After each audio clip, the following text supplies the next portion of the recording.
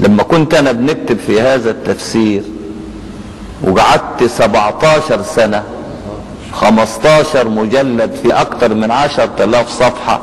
صوت الاعراض دي هذه كان كاتبها من اكتر من 20 سنة، يعني منذ اكثر من 20 سنة. فكنت جنبي من هنا التفاسير اللي هي كل الوان التفاسير، الفخر الرازي والآلوسي والابن جرير الطبري والكشاف، وحوالي 20 تفسير من هنا كده حاططهم حوالي. قبل ما نكتب نطلع على هذه التفاسير، ما يروقني بها منها ننجله.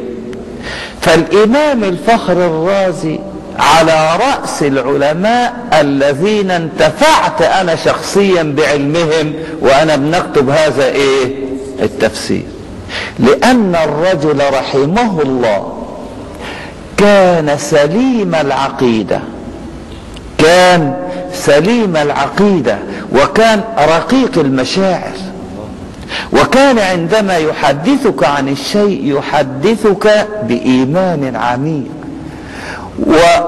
وكان يحب هذا الدين ويدافع عنه ضد، لأنه نشأ في عصر كان الملحدون فيه قد كثروا، فحاربهم محاربة شديدة بالمنطق وبالأدلة، لدرجة أنهم دسوا له السم في طعامه.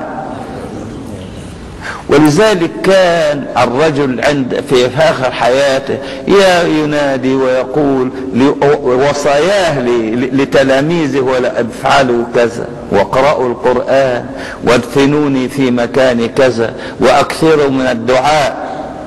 وكان خلال كتابته لرقة مشاعره كان عنده ابن اسمه ابو بكر توفي في حياته، توفي، وكان يحبه لانه كان من اهل العلم ابنه، فتوفي في حياته.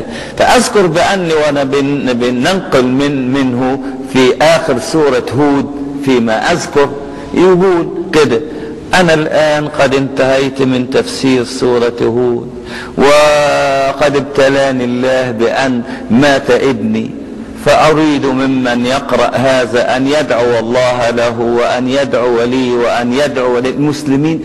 رجل كان رقيق العاطفة، يحب دينه، يدافع عن دينه. فننقل كلامه وهذا للعبرة والعظة.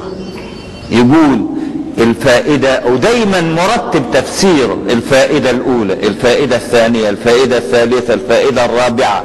أو يقول برضه هو بيفسر المسألة الأولى ويتكلم عن سبب النزول، المسألة الثانية يفسر اللغويات، المسألة الثالثة القراءات، المسألة الرابعة المعنى الإجمالي، المسألة الخامسة العبر التي نأخذها من من هذه الآيات الكريمة.